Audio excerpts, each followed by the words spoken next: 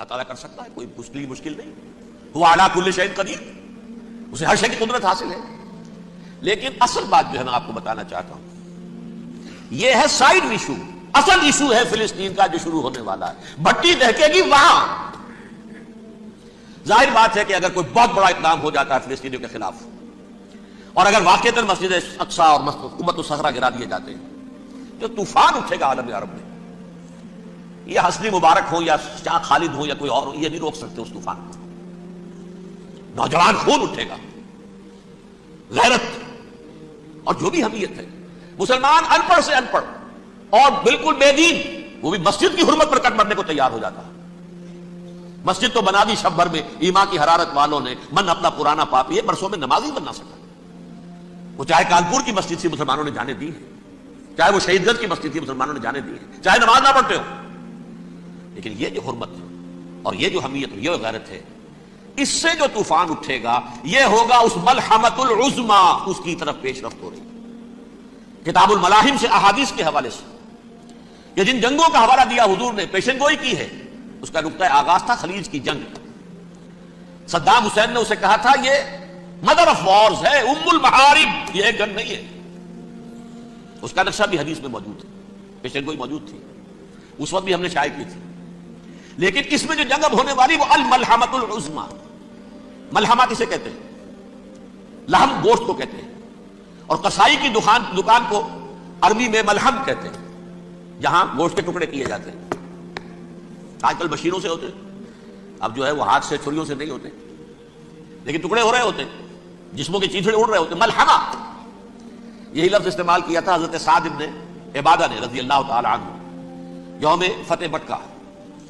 ان کے دل میں تھا کہ اب ہم انتقام لیں گے ان عربوں سے، ان قریش سے.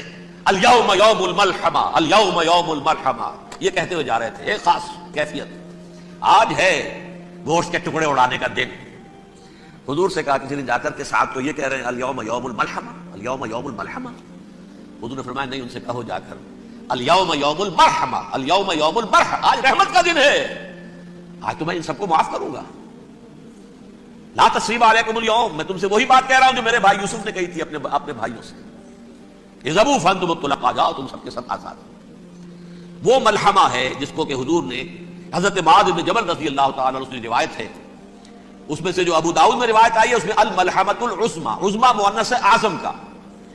آپ کہتے ہیں جنگ عظیم اول، جنگ عظیم دوم، عظیم کا باب ہو گیا اعظم، سب سے بڑا، اور اس کا مؤنث ہے سب سے بڑی، عظما. الملحمۃ العظما، سب سے بڑی لڑائی. میرے نزدیک یہ وار کے معنی میں نہیں ہے، بیٹل کے معنی میں. انگریزی میں یہ دو لفظ علیحدہ ہے، وار، بیٹل. وار سالوں کو محیط ہوتی ہے، بیٹل کسی ایک خاص جگہ پر جو لڑائی ہوتی ہے اس کو کہتے ہیں. حضور کے اور قریش کے درمیان 6 سالہ وار تھی، جنگ تھی. لیکن battles, battle of Uhud, battle of Badr, یہ بیٹلز تھی، لڑائیاں تھی. تو عظیم ترین جنگ شاید اس اعتبار سے نہ ہو جیسے کہ ورلڈ وار 1 اور ورلڈ وار 2، یعنی اس کی وسعت کا اتنا معاملہ نہیں اور طوالت کا نہیں. لیکن جو لڑائی جو ہے بیٹل ہونی ہے، جس کو کہ یہ لوگ، یا چونکہ میں نے کہا تھا شروع میں کہ سرما ہے میری آنکھ کا خاک حجاز و ہول قدس، نیو ٹیسٹمنٹ کی آخری کتاب ہے the book of Revelation, Revelation of Saint John. اس میں آرمگیڈون کہا گیا ہے اسے. ہر مجدون، یہ عبرانی لفظ ہے، ہر کہتے ہیں اونچی جگہ کو، سطح مرتفع.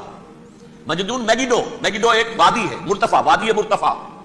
یہ ہے واقع لبنان، اسرائیل اور شام کے درمیان جو ٹکڑا، جو ٹرائنگل بنتی ہے، یہ ہے. یہاں پر بڑی جنگ لڑی جائے گی، اور یہ جنگ صلیب ہوگی جو کہا ہے بش نے، یہ جنگ صلیب. سیکنڈ ملینیم شروع ہوئی تھی تو پہلی صلیبی جنگ ہوئی تھی، تھرڈ ملینیم شروع ہوا ہے، یہ سیکنڈ صلیبی جنگ ہے، یہ کروسیڈ ہے. اور میں اس مرتبہ امریکہ گیا تھا تو پہلی مرتبہ مجھے وہاں ایک رسالہ ملا ٹرمپٹ نام کا. یہ امریکہ کے جو بہت ایکسٹریمسٹ قسم کے پروٹیسٹنٹس ہیں، یہ ان کا رسالہ ہے، اور ان کے بارے میں اب کہا جا رہا ہے وہ کرسچین زائنسٹ ہیں. آپ شاید پہلی مرتبہ یہ لفظ سن رہے ہو.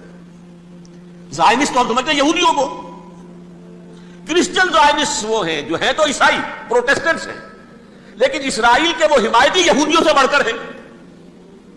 یہ میری کسی پہلی تقریر میں شاید بہت سے حضرات کو یاد آ جائے، میں نے کہا تھا 4 سال پہلے ہمارا تنظیم اسلامی کا ایک کنونشن ہوا تھا ہیوسٹن میں، امریکہ کا جنوبی علاقے کا شہر ہے. ایک سیشن اس میں ہم نے رکھا تھا انٹرفیتھ، ایک عیسائی کو بلایا تھا، ایک یہودی بہت بڑا وہاں کا عالم ہے اس کو بلایا تھا. اس یہودی عالم نے ڈاکٹر وشوگراٹ، جو وہاں کی یونیورسٹی میں پروفیسر ایمیریٹس ہے، اس نے کہا تھا کہ یہ اسرائیل کو تو سپورٹ کر رہے ہیں عیسائی، ہم تو نہیں کر رہے. جو پریکٹسنگ یہودی ہیں وہ زیادہ اسرائیل کے حق میں نہیں تھے، یہ تو سن 67 کے بعد انہوں نے اسرائیل کو تسلیم کیا ہے. وہ تو منتظر تھے کہ ہمارا مسیحا آئے گا تو اس کی قیادت میں جنگ کریں گے، جیسے شیعہ منتظر تھے کہ مہدی موعود آئیں گے تو پھر ہم کچھ کریں گے. وہ امام خمینی نے کہا بھائی جب وہ آئیں گے آ جائیں گے، لیکن ہم کچھ راستہ زائنسٹ نے آگے بڑھ کر ریاست قائم کر لی، اور جب یروشلم پر بھی پورا قبضہ کر لیا تب جو ہے در حقیقت مذہبی یہودی جو ہے پھر انہوں نے اپنایا ہے، اون کیا ہے، اور نئے سیٹلمنٹس جو بھی بنے ہیں وہاں پر اسرائیل میں اس میں اکثر و بیشتر مذہبی یہودی آیا، اور بروکلن کے علاقے سے سب سے بڑھ کر آئے ہیں، جو امریکہ میں نیو یارک کا ایک جنوبی علاقہ ہے، بہت بڑا یہودیوں کا بہت بڑا گڑھ ہے. نیو یارک کو جیو یارک بھی کہا جاتا ہے، وہ تو اصل میں مرکز جو ہے وہ تو یہودیوں کا ہے. اس حوالے سے وہاں پر جو کرسچن زائنسٹ کہلاتے ہیں وہ اسرائیل کے یہودیوں سے بھی بڑھ کر کہیں سپورٹ کرتے ہیں. بہرحال اس دوسری صلیبی جنگ کا معاملہ جو میں کہہ رہا تھا، ٹرمپٹ نامی رسالہ، اس کا ایک مضمون ہے دی لاسٹ کروسیڈ. اب یہ آخری کروسیڈ ہے جو شروع ہونے والا ہے. میں تو حیران ہوں کس قدر کھل کے وہ باتیں کرتے ہیں. رومن کیتھولکس کو وہ کہتے ہیں کہ یہ شیطان ہے، یہ پوپ شیطان ہے، یہ یورپ کو اس نے جمع کیا ہے کرسچینٹی کی بنیاد پر، اور اس میں زیادہ تر کیتھولکس ہیں. آپ کو معلوم ہے برطانیہ بڑی مشکل سے شامل ہوا ان کے ساتھ، اس لیے کہ وہ پروٹیسٹنٹ کا سردار تھا، ابھی پوری طرح نہیں ہے. یورپ جو ہے وہ رومن امپائر دوبارہ یہ کھڑی کر رہا ہے، اور در حقیقت یہ جو ہے یہودیوں سے بھی چھیننا چاہتے ہیں اسرائیل کو اور فلسطین کو، اور مسلمانوں سے بھی، اور یہ وہی کروسیڈ جو تھے اربن ثانی کے اس کی تیاری کر رہے ہیں تاکہ وہاں پر عیسائی حکومت قائم ہو جائے، کیتھولکس کی، پوپ کی حکومت قائم ہو جائے، جیسے ایسٹ تیمور میں کر دی. ایسٹ تیمور میں کون سی حکومت بنی ہے؟ رومن کیتھولک اسرائیل میں بنے، تاکہ یہ سارے مقامات مقدسہ جہاں اسرائیل پیدا ہوئے، بیت حضرت مسیح پیدا ہوئے، بیت الحم کہاں ہے؟ وہی ہے کہ نہیں؟ جہاں سے ریزریکشن ہوا ان کے خیال میں وہ کہاں ہے؟ وہیں پر ہے کہ نہیں؟ بڑے بڑے گرجے ان کے وہی ہیں. تو اس اعتبار سے ان کا کہنا یہ ہے یہ لاسٹ کروسیڈ کی تیاری ہو رہی ہے، یہ کیفور.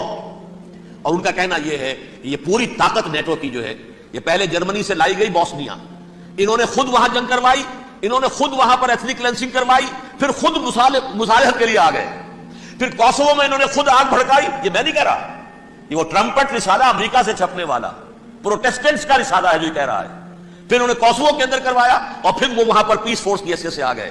اب وہ میسیڈونیا میں کروا رہے ہیں اور وہاں داخل ہو گئے ہیں. اگلا قدم ان کا سائپرس ہوگا، سائپرس میں ترکوں کو اور وہ گریکس کو لڑائیں گے اور وہاں آ جائیں گے، وہاں سے ایک چھلانگ لگائیں گے اور یہ فلسطین میں پہنچیں گے، اور یہ وہاں پر ایک رومن امپائر، اپنی پرانی رومن امپائر کی طرح کی رومن کیتھولک ریاست قائم کرنا چاہتے ہیں. تو وہاں امریکہ کے عیسائیوں میں بھی کوئی ایک طبقہ نہیں ہے، کیتھولکس بھی ہیں، کیتھولکس زیادہ نہیں ہے ہمدرد، لیکن اب تابع ہو چکے ہیں.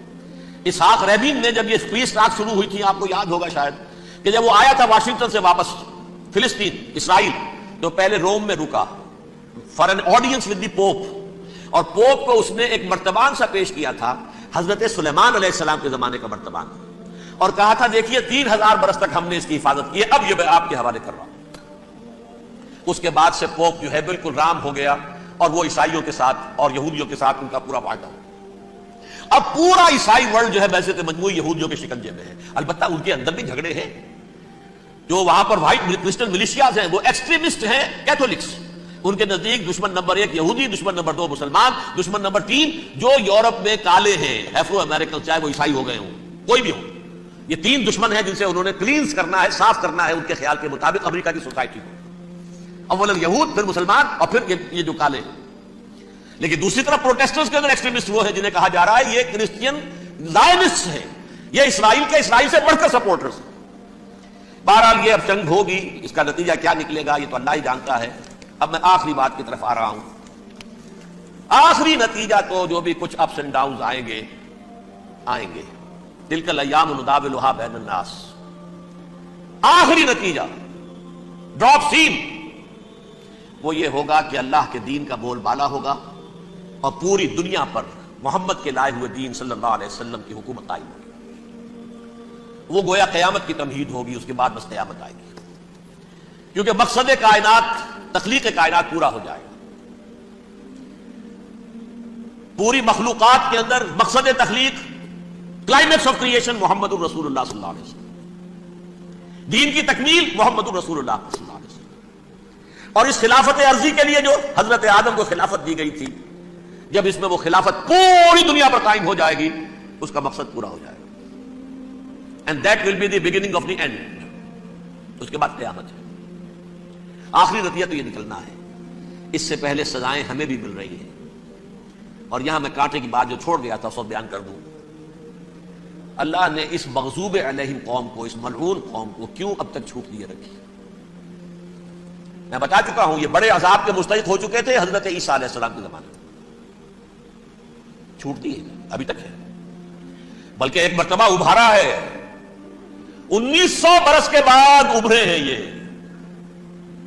بالفور ڈیکلریشن 1917 سن 70 عیسوی کے بعد، تقریباً 1900 برس، 1850 برس تو ہے ہی کم سے کم.